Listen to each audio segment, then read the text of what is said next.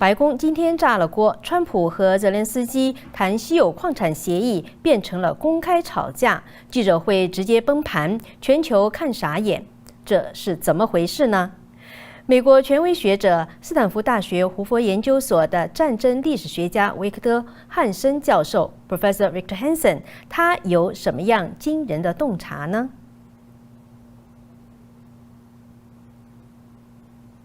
朋友们好，欢迎来到辛恬面对面，我是辛恬。今天下午我专访了汉森教授，川普到底为什么会翻脸？泽连斯基大吵到底有没有道理？俄乌和平还有没有戏呢？好，我们现在马上就带您了解一下汉森教授独到的剖析。Well, the press conference kind of blew up. It was supposed to be a private negotiation, but they got into it, so the optics were kind of awkward. That part of it was Mr. Zelensky doesn't have a translator, so he doesn't understand some of the nuances of English. I don't think he meant to be rude, but he kept interrupting his patron. And you don't do that when you're a client and you're a host, you're being hosted in the White House. So the optics were kind of not there. And I think if I were to reduce the problem that Mr. Zelensky has, is that the people that he feels most comfortable with and he is most able to romance and convince and be at ease with have no power now. The Europeans have promised a lot. They've given some, but they will not give him the necessary weapons and economic aid and nuclear deterrent that he would need to fulfill whatever his agenda is. The American left that gave him probably close to $200 billion and that he was a rock star with has no power now. So the people who do control his fate, he doesn't seem to like or be comfortable with. And I say that without any anger. He came during the campaign season, I think it was very unwise, at the invitation of Joe Biden, and he went into the swing state of Pennsylvania to Joe Biden's hometown, Scranton. And I think you could argue it was almost a campaign stop for Kamala Harris because he went to a munitions factory and basically said, with Josh Shapiro and other Democratic officials at his side, your jobs depend on a steady flow of munitions to Ukraine. And people didn't like that who were going to vote for Donald Trump. And then the other thing I think he doesn't quite understand is that we have allowed him a free rein that we don't allow others. What do I mean by that? When we have countries that are at war and they need American assistance, economic and political, to survive and to prevail, we put conditions on them. So take, for example, Israel. The Biden administration said to Israel, you must have a coalition government, a wartime cabinet, and then you're going to have elections. We did not say that to Mr. Zelensky. He rules by fiat. He's outlawed political parties, opposition.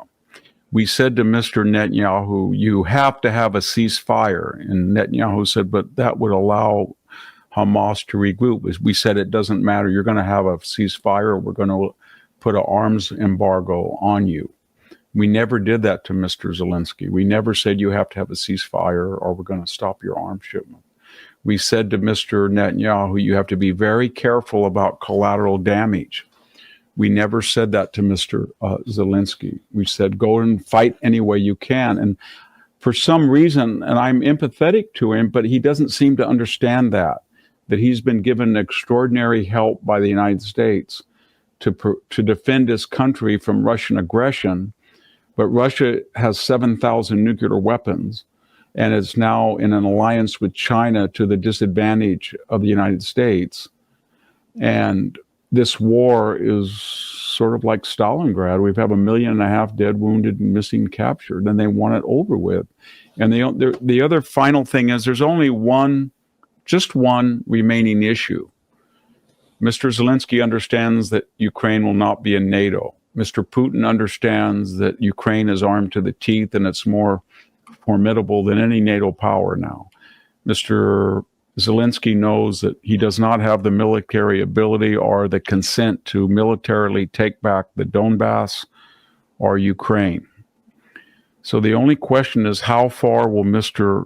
Putin go back to where he was on February 24th when he started this war of 2022?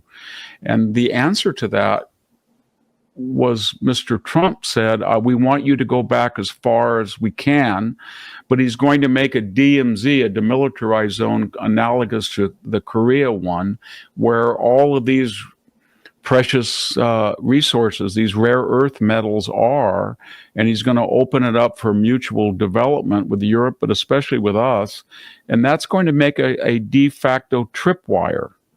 So to conclude, Mr. Zelensky was getting a pretty good deal. He was being told, yes, we will continue to arm you, but we want you to seek a ceasefire so we can put investment that will be lucrative to us to pay us back, but will be lucrative to you, and the Russians will not want to go in there and attack Americans that are, not at war. They're not military people. They will be commercial interests. And he doesn't seem to get that. So it's, on the other hand, it was not good optics for a 6'3" Vance and a 6'4" Trump, two big guys, to kind of lose their temper at this diminutive foreigner who's lost 600,000 dead, wounded, and missing. So I think that for all the emotion and anger, they'll find a way to meet in the next week or so and then have a ceasefire. There's no other alternative. 所以汉森教授认为呢，双方应该是别无选择，最终呢还是会走回到一起握手言和。If you've loaned me $500,000 and I go over to your house, Kathy, and we're going to talk about how I'm going to spend it, and I start arguing with you in your house, you're not going to like it. And that's what Zelensky doesn't understand that he did. He was a visitor at the White House, and he ended up arguing with the person who signs the checks for him.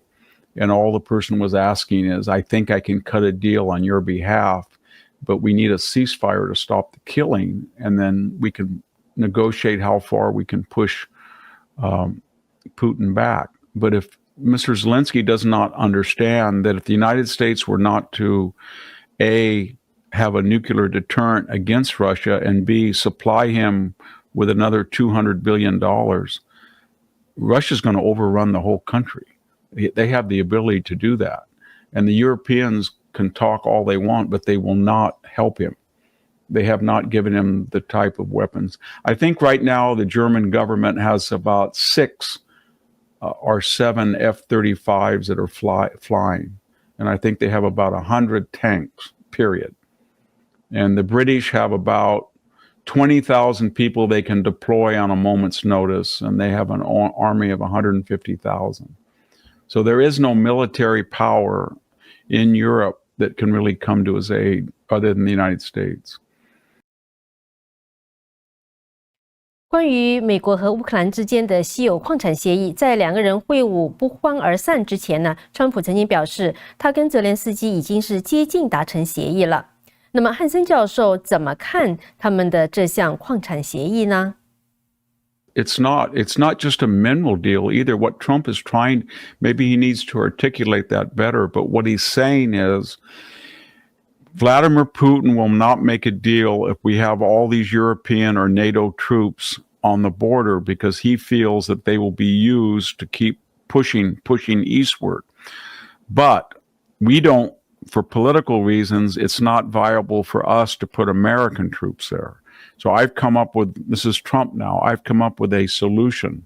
They owe us money. We will try to develop rare earth minerals. These deposits are roughly right around the Donbass area.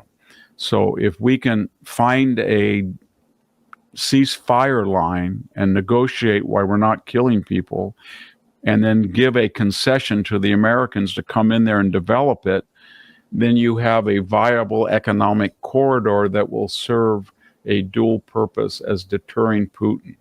because he will not want to go in and kill a bunch of Americans. The last time he tried it in Syria, the Wagner group was wiped out by Americans, and he knows that, and he's in a very weakened position.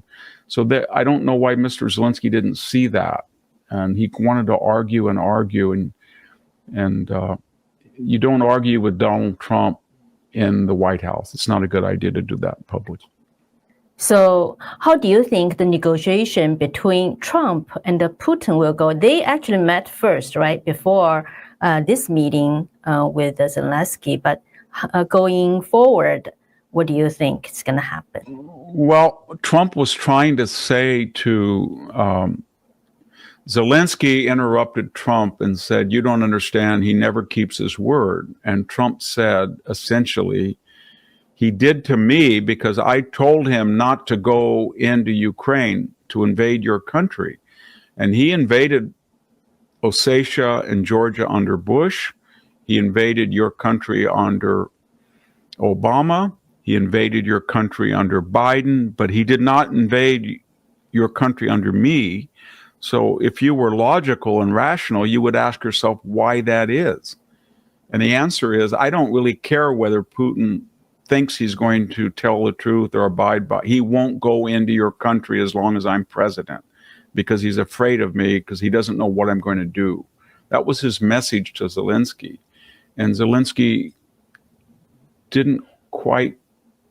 I think what's happened to him because of the heroic salvation of Kiev in 2022, when he dominated the headlines worldwide and he was courted at all the European capitals, and there was this lavish outpouring of billions of dollars into Ukraine, he got it in his head that he was an international rock star, and he's not now.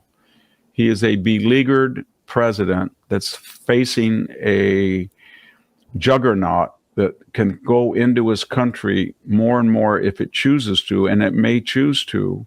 And his friends that he adores are not going to help him. And the only people that are going to help him or have the ability to help him are the ones that in the past he has either campaigned against or disparaged. And you don't do that. Nobody ever disparages or criticizes somebody that lends you money or saves you or is a patron. It's not, you have to understand you're in a subordinate position. So how do you think Putin is taking, the situation? Well, he's very happy. He's very happy. But he also understands that in his prior negotiations with Donald Trump in 2017, 18, and 19, Trump, according to some reports, told Putin, if you go into Ukraine, you're going to regret it. And then he also knows that if you just filter out all the talk about Russian collusion, the Trump asset, Trump's a Putin puppet, just forget all of that propaganda.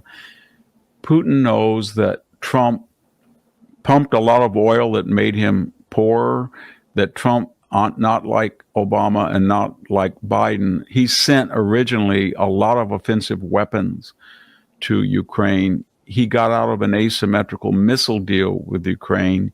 He told the Germans, do not trust Putin on the Nord Stream 2 pipeline. And when Putin sent 300 or 400 of the Wagner group in Syria to attack an American base, they wiped them out. They killed more Russians in one day than in 60 years of the Cold War. Putin knows all that. So he has respect for Trump or fear of Trump because he doesn't know what he's going to do. And Trump has been very tough on Russia. And so I think Trump was trying to tell Zelensky, if you will just tell your people to have a ceasefire and you will let me negotiate, I will try to get Putin as far back as we can. And at what point he will go back, I will have a DMZ and we'll have a commercial concessions there. And that'll stop the killing. 1.5 million people have been killed or wounded. And Zelensky he just kept arguing. And it didn't look good for either party because you don't want to have a diplomatic spat in public. But it's just the way it is. He should not politic. He should not interfere in the internal politics of the United States. In 2016, as I said, the Ukrainian ambassador wrote a very critical op-ed of Donald Trump and endorsed Hillary Clinton. In 2019, Alexander Vindman, who was a dual citizen of Ukraine and the United States and was offered the Ministry of Defense in Ukraine, engineered the impeachment of Donald Trump over a phone call. And in addition to that, the Biden family was intriguing with Burisma and was profiting. And Donald Trump was unfairly impeached. So Donald Trump has very little patience with Ukraine. And when you, in an election year, you fly over here at the invitation of his political rival, and you de facto campaign for Kamala Harris, then you're not very bright, and you shouldn't do that. I think he thought Trump would never be elected, but now that he's elected, he should have been very quiet, nod his head, and then whatever disagreement he had with Trump, he could talk in private. But instead, every time Trump tried to make a point, he disagreed. And that was unfortunate. You know, many of our audience are arguing about whether the money that United States sent to Ukraine, he said half of it, is missing. Like, so people are wondering whether Zelensky, is honest about this, about the money that he got from the United States. What do you think? Well, we say it's, if you look at the economic and financial aid and the overhead, Donald Trump thinks it was closer to 300 billion. He says he only got 78. The Democrats say it's about 200 billion. So nobody knows exactly how much it is. Everybody knows that Ukraine, as we learn from the Burisma sordid spectacle, is corrupt. But he doesn't give an accounting, and that's what gets Donald Trump very angry. So Donald Trump is saying to Zelensky, I don't know how much money we gave to you. Apparently a lot of it was siphoned off because there's a lot of very wealthy people. And by the way, Mr. Zelensky, our money pays for the salaries of your entire government, in which you will not hold an election, and yet you argue with me. And so we want this money paid back, and we can pay it back by developing for you a mutually profitable enterprise along the Donbass border. And I don't know why he wouldn't jump at that. That is the best thing that could happen Ukraine, because he's getting a twofer. He gets an advantage in prosperity, and he gets an advantage of having an American presence between him and Vladimir Putin.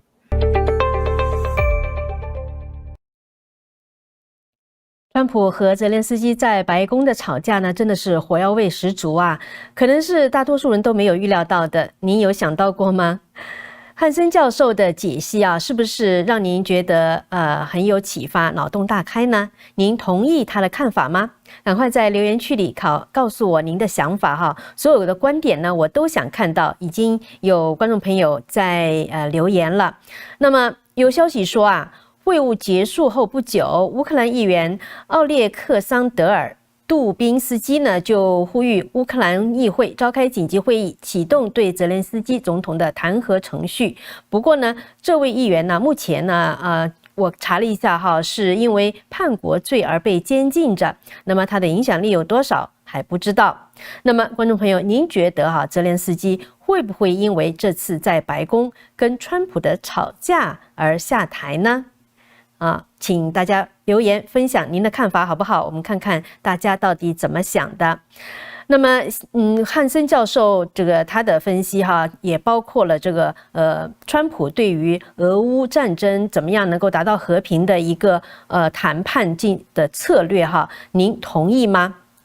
好，那喜欢这期节目的朋友啊，请您点赞转发。接下来呢，关于俄乌战争的走向，川普跟俄乌两边的谈判到底会如何进行新田会为您继续跟踪报道，所以请您记得订阅，打开小铃铛。那在下期节目呢，新田还会跟您分享更多汉森教授的专访内容其中包括川普总统他的对台湾对华的政策其中他其实呢又谈到了俄乌战争这个谈判的问题，所以呢有很多精彩的内容等着您，所以记得一定要确保您有点赞有订阅新田面对面哈，打开小铃铛，这样的话呢有新的视频发布的时候，您就第一时间可以知道了。好的，那么我看到朋友们呢，就是有讲到像 Lawrence 讲说汉森教授讲得非常透彻哈，菊翁菜说汉森教授讲的分析很精辟，Marie 说很同意哈，很赞同，梁玉金说也是同意的，哇，大部分的朋友都说有同意哈。好，菊翁菜说是等待着还有回旋的余地，对，其他朋友觉得你觉得哈这个川普和泽连斯基之间呢还有没有回旋余地呢？好，我们更多的朋友，Pin 也说是同意汉森教授的观点 ，Linda 也说同意啊。好，那更多的朋友也在留言区分享您的看法好吗？那么因为留言呢，一个是让新田看到说大家对于新田采访的嘉宾您有什么样的看法？另外呢，也是更多的留言也是帮助这个节目哈能够得到油管更多的推送，让更多的朋友能够看到这期节目的内容。好，所以呢，请大家继续留言。好，在这个节目结束之前呢，再次向您推荐哈，就是考虑购买这个方伟所翻译的斯考森教授父子所写的书啊，这个是美国宪法丛书哈，真的是对于不论您是新移民还是老移民，对于您真正的了解美国的历史和宪法，怎么样来保护自己的权益，还有呢为自己的下一代保卫美国哈，真的是非常值得一读的书。所以呢，我们是建议每个家庭呢至少都有一套哈，或者2套，中文的自己看，英文的给孩子看，好不好？点击新田节目的下面的链接呢，就可以去购买了。对于我们的频道呢，也是一个最好的一个支持。好，非常感谢您的收看，我就下次节目再见喽，拜拜。订阅新田面对面频道，并打开小铃铛，这样就不会错过最新的视频节目了。